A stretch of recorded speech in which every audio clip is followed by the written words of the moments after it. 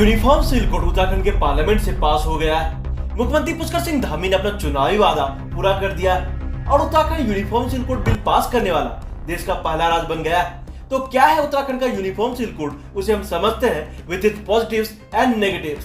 But uniform civil code होता क्या है, पहले थोड़ा वो समझिए। दोस्तों, हमारा प्यारा भारत जो कि एक सेक्युलर यानी धर्मनिरपेक्ष राष्ट्र, लेकिन असल मायनों में ऐसा नहीं है, क्योंकि इतना डाइवर्स देश को एक सूत्र में पिरो कर रखने वाला भारत का संविधान धर्मनिरपेक्ष राष्ट्र में धर्म के बेसिस पर भेदभाव करता आया है। क्योंकि जहाँ क्रिमिनल लॉज लाइक मर्डर, चोरी, रेप, मोलेस्टेशन, लिंचिंग सभी धर्मों के सभी लोगों के लिए सेम है, तो वही personal laws like marriage, divorce, maintenance, adoption, inheritance, succession के लॉज अलग अलग धर्मों के लिए अलग अलग है।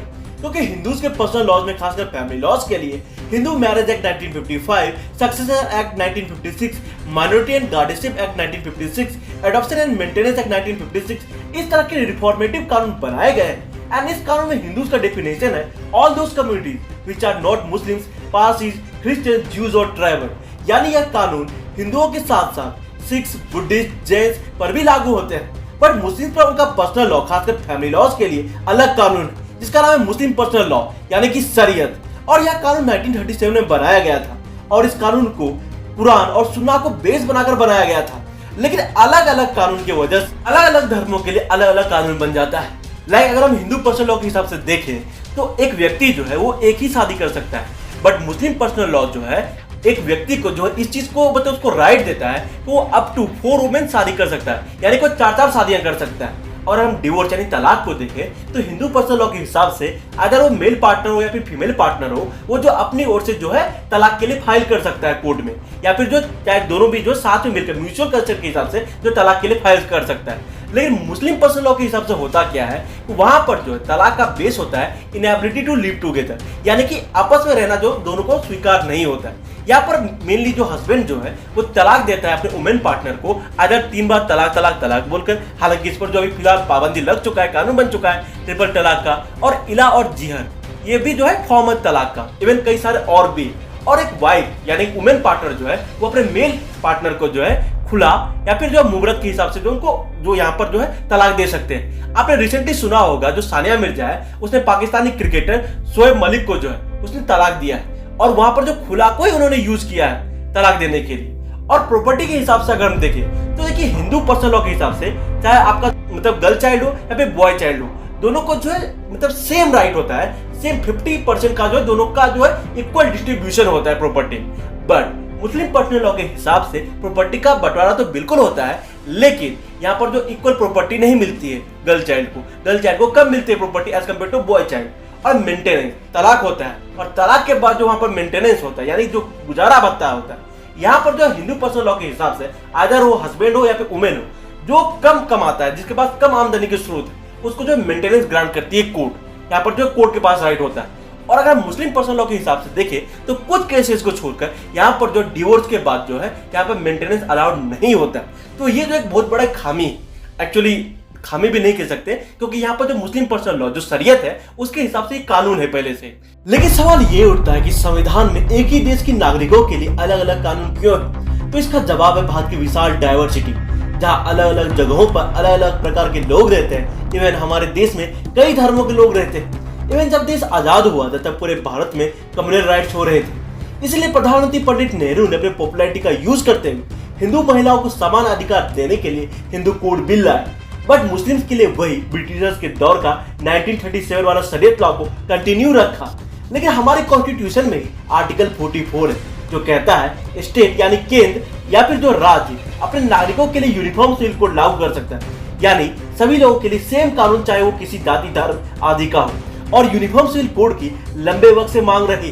1985-86 का एक फेमस केस है शाहबानो केस, एंड तब भी यूनिफॉर्म सिविल कोड की बहुत मांग हुई थी। एंड 2014 में बीजेपी के मैनिफेस्टो का आर्टिकल 370 राम मंदिर के साथ साथ यूनिफॉर्म सिविल कोड भी एक प्रमुख हिस्सा रहा।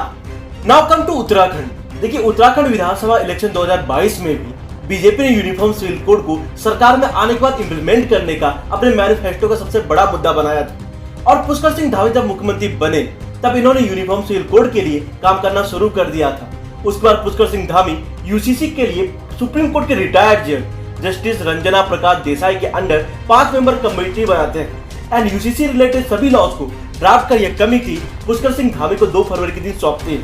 फिर 6 फरवरी को पुष्कर सिंह धामी यूसीसी बिल को उत्तराखंड की असेंबली में पेश करते हैं और उस दौरान बीजेपी के विधायक भारत माता की जय और जय श्री राम के नारे लगाते हैं और फिर 7 फरवरी यानी रोड डे के दिन यह बिल पास हो जाता है और अब Uttarakhand uniform civil code bill pass करने वाला देश का पहला राज्य बन गया है। और लोग गोवा में यूनिफॉर्म सिविल कोड आज से नहीं बल्कि बहुत पहले से लागू है। फिर हम बात करते उत्तराखंड के यूनिफॉर्म सिविल कोड के बारे में कि कैसे ये सभी धर्मों के कानूनों में यूनिफॉर्मिटी लाएगी, खासकर हर धर्मों के महिलाओं को सशक्त कराने में महिला उत्थान के लिए ये बहुत खास कैसे है और जेंडर इक्वालिटी में ये बहुत कारगर भी कैसे है। तो समझते हैं उत्तराखंड का uniform civil code bill starting with marriage.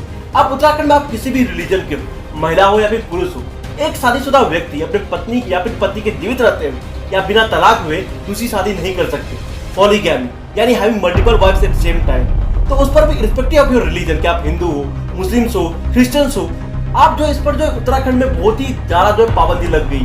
Although Hindu personal law में जो बहु विवाह पर पहले से ही रोक थी। इवन पॉलीएंड्री यानी having multiple husband at same time, इस पर भी जो यूसीसी में अब कानून बन गया है, यानी बहु विवाह करना उत्तराखंड में बहुत महंगा पड़ने वाला है। अब शादी के लिए एज जो है हर धर्म के लोगों के लिए एक समान कर दिया गया है यूसीसी के तहत। दूल्हे की एज यानी लड़के की एज जो है अब 21+ ईयर जो है उसके लिए अनिवार्य रखा गया है और दुल्हन यानी लड़की की एज 18+ ईयर्स होना अनिवार्य है। हालांकि हिंदू पर्सनल लॉ में यह कानून पहले से ही था, लेकिन शरीयत मुस्लिम लड़कियों को 15+ वर्ष होने के बाद जो है उन्हें अलाउ करता था कि वो शादी कर सकते थे, यानी उनके लिए 15 वर्ष की आयु के बाद शादी करना पूरा तरह से लीगल था पहले। लेकिन अब जब उत्तराखंड में यूसीसी आने के बाद मुस्लिम लड़कियों के लिए भी जो शादी की एज है उसे 18+ ईयर्स कर दिया गया, अदरवाइज उनके लिए ये दंडनीय अपराध होगा। कजिन मैरिज यानी चचेरी ममेरी फुफेरी बहनों से शादी करना, अब इस पर भी पूरी तरह से पाबंदी लगा दी गई है। मौसी बुआ भांजी से भी शादी करने पर पूरी तरह से जो इसे इलीगल ठहराया जाएगा। हालांकि साउथ इंडिया और महाराष्ट्र में हिंदुओं पे भी मामा का बेटा और बुआ की बेटी से शादी बहुत ही आम बात है, लेकिन अब ब्लड रिलेशन में शादी या कम उम्र में शादी 6 महीने की जेल और 50,000 का जुर्माना होगा। शादी के 6 महीने के भीतर रजिस्ट्रेशन कराना अनिवार्य है और अगर रजिस्ट्रेशन नहीं कराते और किसी ने शिकायत कर दिया तो नोटिस आएगा जिसका जवाब 1 महीने के भीतर देना होगा। लिव इन रिलेशनशिप यानी बिना शादी एक साथ रहना, जिसका असर काफी ट्रेंड है। लड़का लड़की एक दूसरे को जानने के लिए, टाइम पास करने के लिए एक दूसरे के साथ रहते हैं और इन लिव इन कपल्स के ऊपर उत्तराखंड के यूसीसी से सबसे ज्यादा गाज गिरा है। तो लिव इन के लिए क्या रूल्स है उत्तराखंड के यूनिफॉर्म सिविल कोड में, उसे समझते हैं। देखिए, पहली बात तो लिव इन कपल्स को लिव इन में रहने के 1 महीने के भीतर ही सर्कल रजिस्ट्रार के पास जाकर रजिस्ट्रेशन कराना होगा और रजिस्ट्रार उस डिटेल्स को उनके लोकल थाना में भेजेगा। इवन रजिस्ट्रार के पास ये भी राइट होगा, वो चाहे तो उनके जो रजिस्ट्रेशन को लिव इन का उसे नहीं भी कर सकता है। और अगर उस लिव इन कपल में से किसी एक की भी उम्र 21 वर्ष से कम है तो उसके माँ बाप का कंसेंट यानी उसकी मंजूरी लेना होगा। इवन जब लिव इन खत्म होगा तो उसका भी लीगल डिक्लेरेशन होगा और 21 वर्ष से उम्र अगर किसी की कम है लिव इन कपल में से तो उस लिव इन को तोड़ने के लिए भी उसके माँ बाप का कंसेंट यानी मंजूरी चाहिए होगा। लिव इन को खत्म होने के बाद लड़की कोर्ट से गुजारा भत्ता का डिमांड कर सकती है एंड इसीलिए कई लोग इसे यूनिफॉर्म वुमेन कोड कह रहे हैं। बट एक चीज जो लिव इन को लेकर बहुत अच्छा कानून है इस यूसीसी में, वो ये है कि लिव इन में रहते हुए अगर बच्चा होता है तो अब वो बच्चा नाजायज औलाद नहीं कहलाएगा, बल्कि उस बच्चे के पास भी सभी हक होंगे, चाहे वो पिता का नाम हो, संपत्ति में बराबरी का हिस्सा हो या अन्य कोई चीज हो। इवन ये तो लिव इन को लेकर जो भी कानून उत्तराखंड की यूसीसी में, ये सिर्फ उत्तराखंड के निवासियों पर ही लागू नहीं होता, बल्कि हर वो व्यक्ति जो उत्तराखंड में रह रहा है उसके ऊपर ये सभी कानून जो है लिव इन के उस पर अप्लाई होगा। डिवोर्स यानी तलाक के लिए अब यूसीसी में बहुत ही कड़ा कानून बनाया गया है। अब शादी किसी भी रिचुअल से हो, लेकिन तलाक कोर्ट से ही होगा, जिससे अब 3 तलाक, इलाज, जिहर, तलाक बाइन, किनाया तलाक, तलाक हसन, अहसन, खुला, मुबरत सब गैर कानूनी हो गया है। और तलाक के लिए जो प्रावधान है उसमें शादी के बाद प्रताड़ित करना, मेंटल इलनेस, अवैध संबंध, 2 साल तक एक साथ ना रहना, ऐसे केस में तलाक हो सकेगा, लेकिन शादी के 1 साल के भीतर तलाक नहीं होगा। इवन जब तक कोर्ट से तलाक ना हो जाए या अन्य जगहों पर अपील करने की कोई गुंजाइश ना बची हो, तब तक दूसरी शादी भी नहीं हो पाएगी। अच्छी बात यह है कि तलाक के लिए महिला और पुरुष दोनों के पास सेम राइट होगा। यूसीसी में प्रॉपर्टी का भी लॉ है। प्रॉपर्टी में अब बेटा बेटी दोनों को एक समान हिस्सा मिलेगा। हालांकि हिंदू पर्सनल लॉ के हिसाब से ये कानून पहले ही बना हुआ था, लेकिन प्रॉब्लम यह है कि मुस्लिम पर्सनल लॉ में बेटियों को जो हिस्सा कम मिलता था, यानी अगर बेटा को 2 हिस्सा मिलता था तो बेटी को सिर्फ 1 ही हिस्सा मिलता था, लेकिन अब ये कानून जो उनके लिए भी सेम बनाया गया है। इवन हर कोई व्यक्ति बिना वसीयत के मर जाता है तो उसके प्रॉपर्टी का इक्वल डिस्ट्रीब्यूशन होगा। उसमें उसके बच्चे, वाइफ, उसके पेरेंट्स यानी माता पिता दोनों भी, उनके बीच जो डिस्ट्रीब्यूशन होगा वो भी इक्वली। इवन एडॉप्टेड चिल्ड्रन को भी प्रॉपर्टी में अब सेम हिस्सा मिलेगा, जो कि पहले मुस्लिम पर्सन लॉ के तहत नहीं होता था, क्योंकि उसमें एडॉप्टेड बच्चे को बस पालना जायज था, उस बच्चे को प्रॉपर्टी में हिस्सा नहीं मिलता था। इवन पारसी कम्युनिटी में भी एडॉप्टेड लड़की को प्रॉपर्टी में हिस्सा नहीं मिलता था।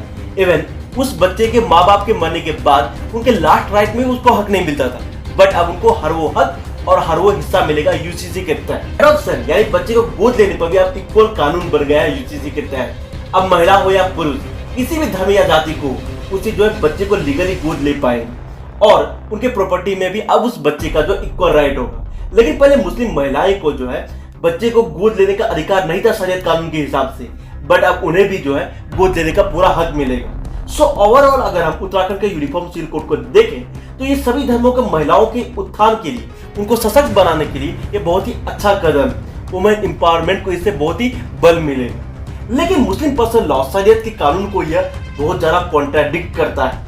इवन उत्तराखंड के टोटल पॉपुलेशन का 3% का हिस्सा ट्राइबल पॉपुलेशन को इस बिल में इंक्लूड नहीं किया गया है। तो यूनिफॉर्म कैसे, जबकि एटलीस्ट पॉलीगामी और पॉलीएंड्री को तो जो है ट्राइबल में भी जो उनको भी बैन करना चाहिए था।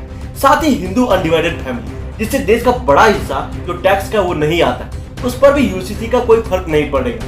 इवन एलजीबीटीक्यू कम्युनिटी को भी इसमें इंक्लूड नहीं किया गया है। तो इन सभी कारणों से उत्तराखंड का यूसीसी बिल पूरी तरह से यूनिफॉर्म नहीं है एंड यूनिफॉर्मिटी को प्रमोट नहीं करता है और इसीलिए ये काफी विवादास्पद भी है।